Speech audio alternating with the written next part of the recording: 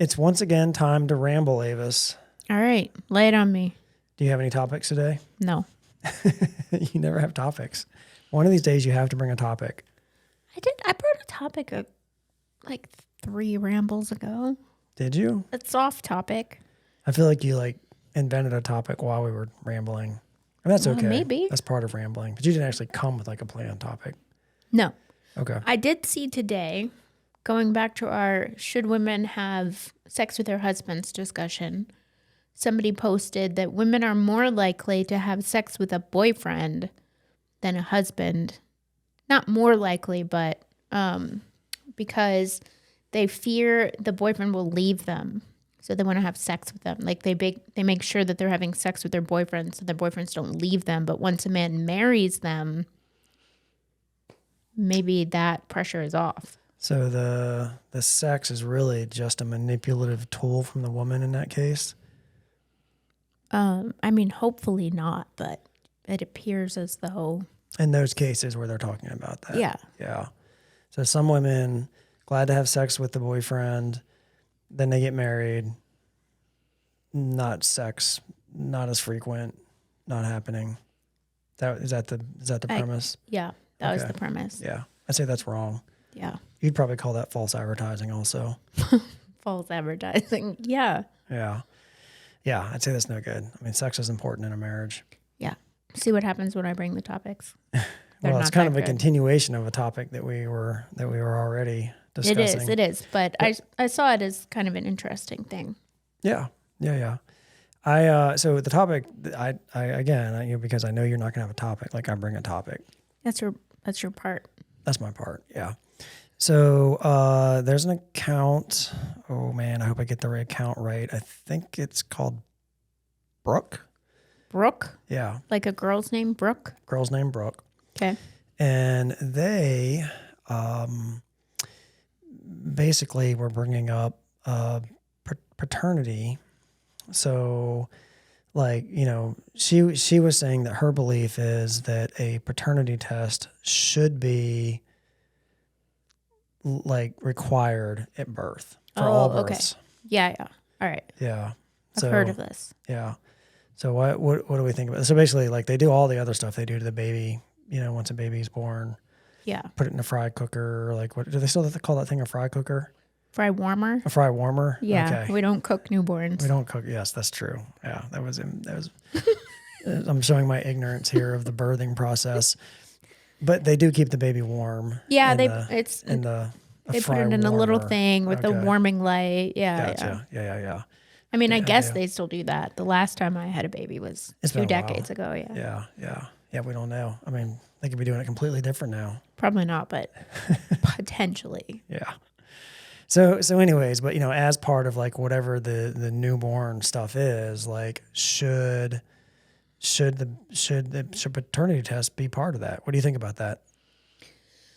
I mean, I think for my particular situation, no. I'm aware of who the father is. You're aware that you're fathering my children. Yeah. I think it's a very sticky situation. Obviously this was not in the context of the interest of the mother. This was in the context of the interest of the father. Right. Because I think this account, Brooke, is, she's kind of, she's more of a men's rights advocate. I hope I'm not speaking out of turn by saying that, but that's my belief and impression, kind of seeing the things that she says. Okay. So yeah, she's saying on behalf of men, right. It should just be a standard practice that men do because, legally speaking, once a man's name goes on that birth certificate, whether that's his kid or not, that's now his kid. And if that wife walks out the door and sticks him with child support, potentially for a child that's not his, and he finds out, my understanding is it's very hard to undo that, if not impossible. Maybe it should be a requirement for child support and not at birth. Interesting take. Yeah, because I do think the legal system is unfair or unjust. I don't know the correct word. Like you said, many men have gotten in this trap where they're supporting a child that they didn't father, which I think is wrong. Yeah. So Yeah, I mean, maybe maybe that should be a thing. Maybe that should be a thing.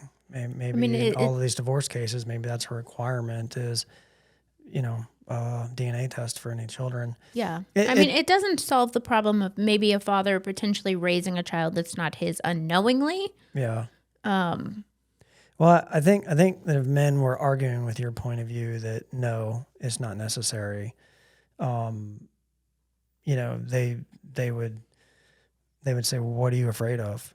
Why?" I'm not afraid of anything. I know, yes, yes, I understand in our relationship, Yeah. yes, that it's not a thing. Clearly all of our kids are our kids, Yeah. but that's not the case for everywhere. And Right. there are women out there that do these sorts of things and have affairs outside of their marriages their husbands don't know about, get pregnant. Yeah. Now a husband's raising a kid who's not his. And, that is a big thing that some, men get very upset about, and understandably so. Mm-hmm. I can understand that. But what, so again, like, I mean, why should a woman fear it if she was,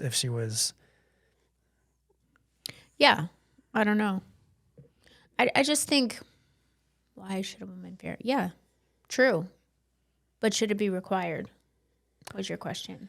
yeah, from a legal point of view, Do you it be think it should be required? required? I don't think you answered your question. I don't know. I don't know that I hate the idea. I mean, well, let me say this. I mean, obviously, I'm very not big government. I'd like a very, very tiny government. Yeah. This feels like additional, oversight from government that's not needed.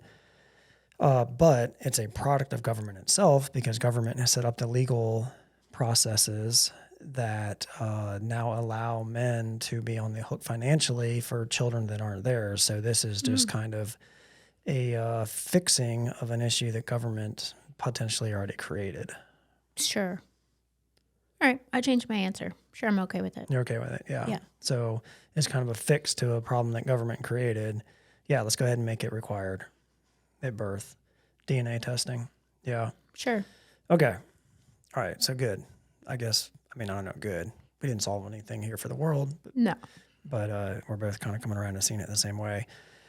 So kind of a more maybe moral line of questioning of, just kind of right and wrong. So let's talk about a scenario where, because this was also talked about, a child, 7, 8, 9, whatever, raised by a father, mother or father, whatever, decides to leave the marriage and finds out through that process that this child that they've been raising is not their child. Mm-hmm. So, what should the father do in that situation? Is he just like, okay, see you, kid, have a nice life? Or, does he have any moral responsibility to that child? Because, that child is an innocent bystander in this, right? Mm-hmm. Their mother did something immoral, and the child just got caught up in it. Right. So, and you get to kind of understand from the father's side, he's like, why am I concerning myself with a child that's not actually mine? Right. And having plenty of emotional damage and pain from finding that out also. So what is the right thing to do? I think legally he should be free and clear. Morally, the relationship should continue to the best of his abilities. Yeah. Yeah, I think I kind of see it the same way. Like he shouldn't necessarily have any financial responsibility for the child, but then what is the child going to do? I mean, if the mother genuinely can't afford to care for this child that she, immorally brought into this world, and so now the kid just gets punished, screwed, I don't know. I mean, becomes a ward of the state. I don't know what happens to them. If the father's not made, if the false father, what do we call that? The woman's man, technically. I don't know. Yeah, the woman's husband. Yeah. So if he's not legally responsible, what happens to that kid? And the mother can't take care of it. So then, these are all Yeah. Well, Just I mean, let's talk about unwed mothers who just have a string of men coming through. They're developing emotional relationships with these children, but have no financial responsibility, technically. mhm. It's sort of kind of the inverse of that. Like, So you're saying these women have had a child or multiple child out of wedlock, or maybe they're divorced, or I don't, whatever the situation is. They have custody of the kid. yeah, Now they're kind of serial dating, having yeah. men coming in and out of their lives. Yeah, I mean, I'd say that's probably damaging too. Yeah, but do the men in that situation have a moral responsibility for that child because they've developed some sort of emotional attachment? So it's seemingly to me like it's no real difference. I think the onus comes to the woman because she's the one that made the choice without the man's Yeah. knowledge. I mean, it sucks that we even have to have these conversations, Yeah, right? Because ideally, in a morally operating world, these wouldn't even be scenarios we'd have to be considering. And yeah, now we've got these things that happen that are immoral. And, then it's like, well, how do moral people, if you consider yourself a moral person, how do you deal with that? Right. So, it, but you can't blend moral and legal because they're two different things. yeah, I don't know if I'd say that. I mean, the law should be moral. It's not always. Right, but Yeah. forcing somebody to be financially responsible for a child that, Yes.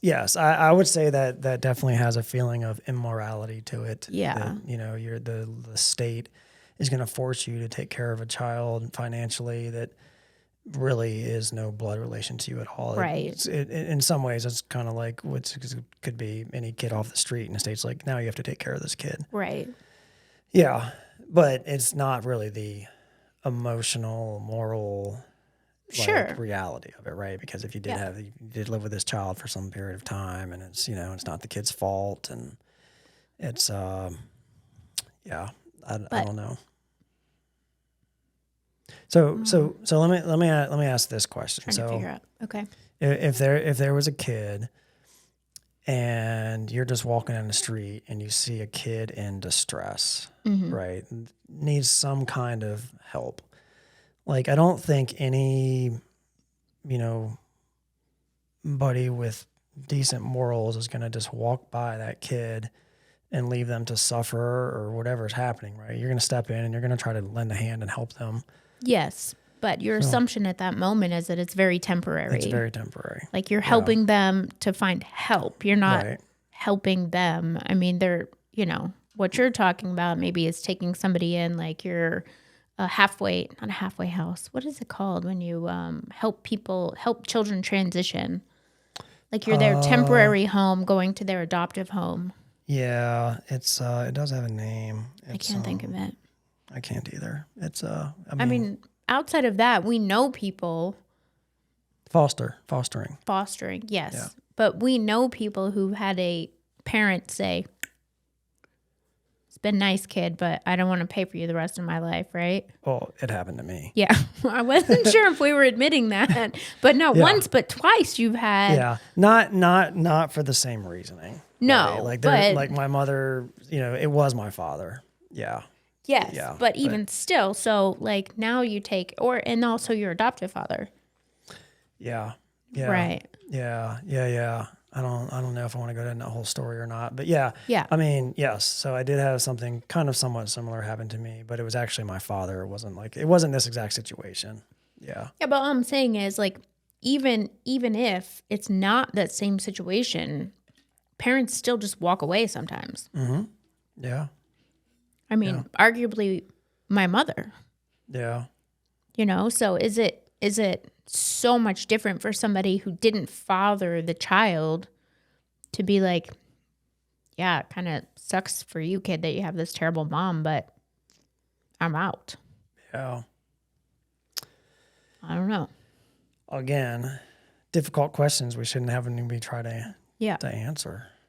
But I think legally they should be relieved of their financial obligations. Yeah. And And then what with the kid? So basically, like you're saying, legally, yeah, you shouldn't be responsible for that child in a divorce situation if it's not actually your child found by DNA testing. I mean, and is Yeah. DNA testing perfect, by the way? I think it's pretty good. I mean, I think that kind of DNA testing is pretty rock solid these Yeah. days. So there's little chance that if it comes back and says it's not your kid, that there's a mistake. Like it's probably not your kid. Yeah. Yeah. Short of mixing up results in the lab. Yeah. Okay. So yeah, I don't know. Crappy situation. Yeah. Yeah. I mean, yeah. Should these women out there having multiple baby daddies, like you don't think one of them should be responsible for another one's child? So I don't know. I don't see it as any different. Maybe it would help to eliminate some of that Yeah. if there was that threat there. I don't know how common this scenario is. I mean, it's probably more common than I think it is, maybe. But I mean, Pearl Davis talks about it like it's pretty common, yeah, well, but I don't know. I don't know. I don't know how much I buy into that. I mean, it might be common. You know, I just don't know. I'm uneducated to speak on how often. I just know that it does happen. It is a thing, Yeah. right? So, yeah, But I don't think the laws should punish the man if he didn't father the child. yeah, financially, but Yeah. then really financially is like now what happens to the kid? Yeah. Yeah, so the kid then becomes a ward of the state if the mother can't care for them in some way, or yeah, pretty sad to think about. Yeah. Yeah. So, uh, okay. I don't know. Is that the answer? I think that's my answer. That's the best answer we can come up with. Yeah. I'm fine with it. I mean, if we're doing the DNA testing at birth, then Much there- less of a problem. yeah, there's Kind no of. emotion. Yeah. Well, there's a less emotional attachment. I mean, I guess Yeah, there's some but- emotional attachment that builds during pregnancy, but For the father. Yeah. And I think at birth is a much better situation just to do it at birth, because then it's like, okay, well, who is the father? It wasn't more than 9 months ago, yeah, right? Like whose name actually needs to go on this birth certificate? right. Yeah. And kind of like maybe that helps to resolve the legal issue, because in that case, then the father is probably going to be somewhat financially responsible Yeah. for that child. Or corner question, if the mother thought that she was going to pull this over on somebody but isn't financially prepared, then at that particular moment in time, you could choose adoption. Which Yeah. does make the child, quote, a ward of the state, like you were saying, but Right, but at a younger age, they potentially get an opportunity to bond with a family. yes. It's actually. I mean, we know a not lot having all of the drama. people that have been adopted and We do. go on to live great, wonderful lives. Yeah.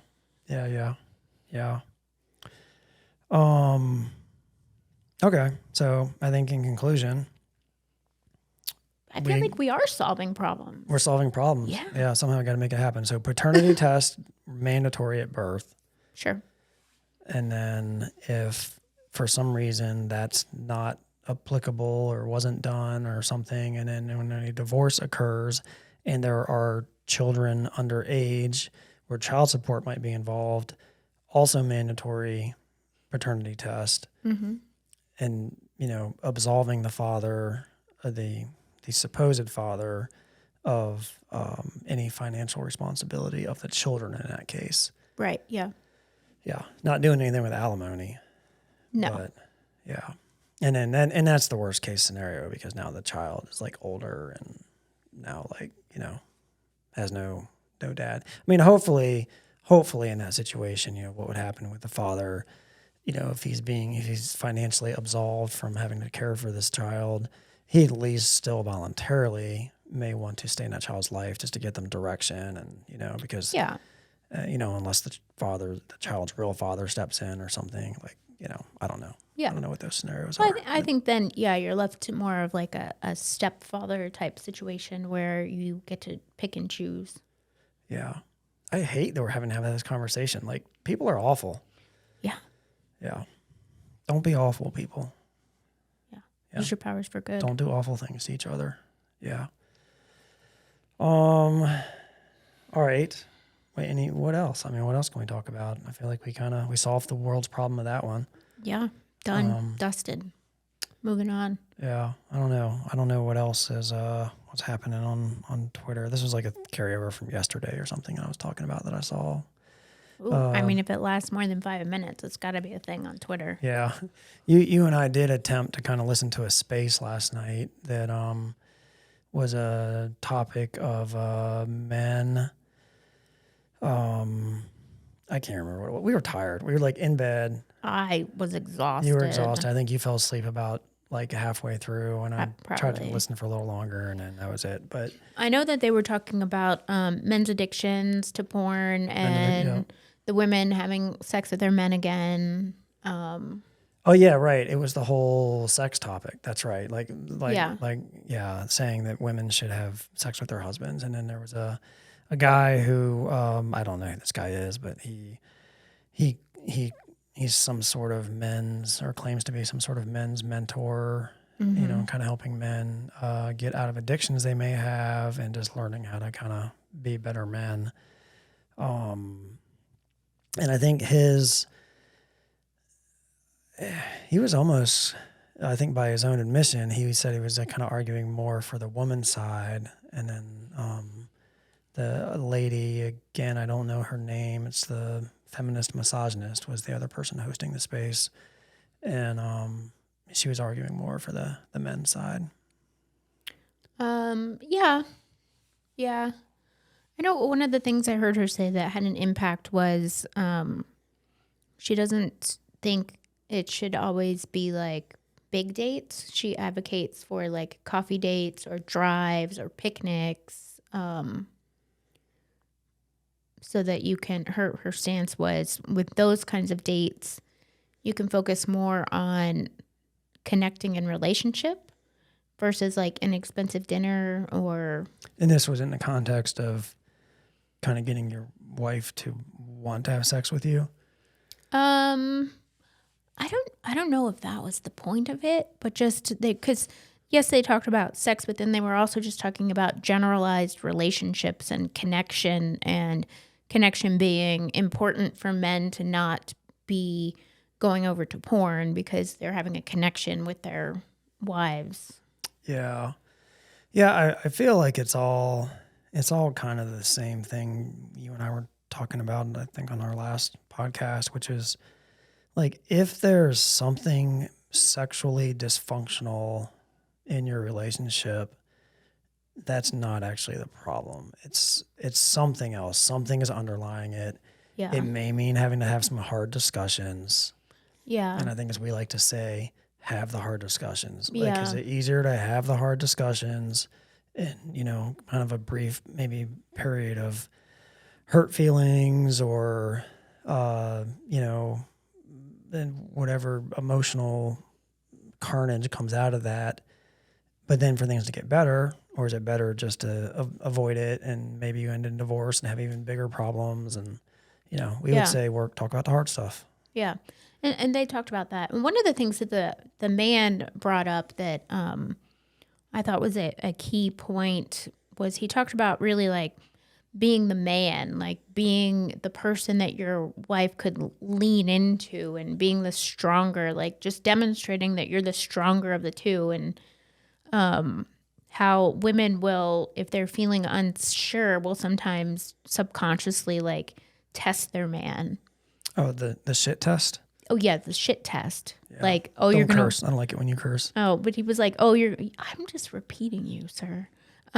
He was like, when she's like, oh, you're gonna wear that shirt out, I don't like that shirt. And he was like, instead of kowtowing and acting like you were attacked, be like, yeah, this is how I keep the other ladies off of me, like really like being the stronger one and demonstrating the strength. And I mean, you do that. And I thought that was a really good point that we hadn't actually covered, but yeah, like being the man is right. And it's so much like a lot of it is just attitude and posturing.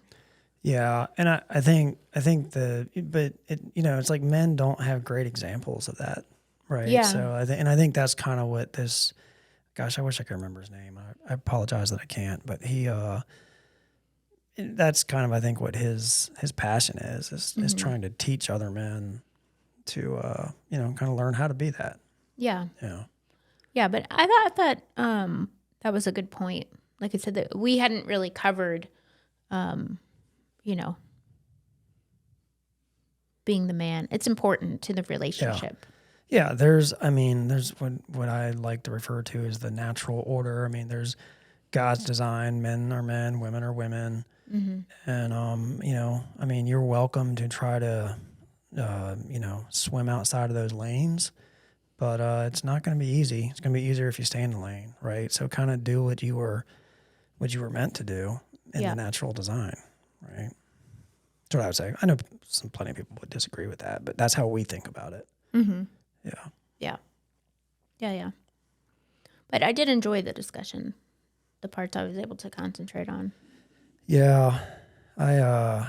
It's kind of interesting, some of the spaces. I mean, we've tried to listen to a couple now, and I think I've even tried to participate in a few, but it's just, that one was pretty orderly, there's a decent number of people on there, and it was pretty orderly, and people were, not screaming over the top of one another. And then there's other spaces that we have listened to. It's just wow, this is a cluster. Yeah. People just 10 people screaming at each other, and you're I don't even know what's going on. Yeah. Yeah. But when we started listening to this space last night, I thought, oh, this is something that I could get involved with and it would be kind of fun. But then they weren't taking any questions. They didn't let anybody Not else at really first. participate until the end. Yeah. And then at that point you were tired. You were ready to go to bed. I was there's no way I can participate now. Yeah.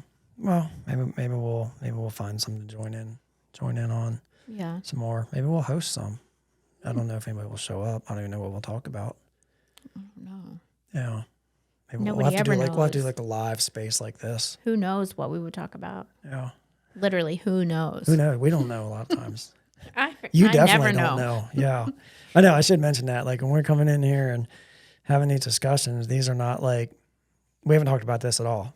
No, we don't prepare. I literally just finished up my work day, and we were hey, let's go in and ramble a bit.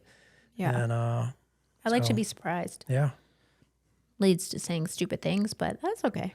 Yeah, I don't think you've said too many things. Not too many.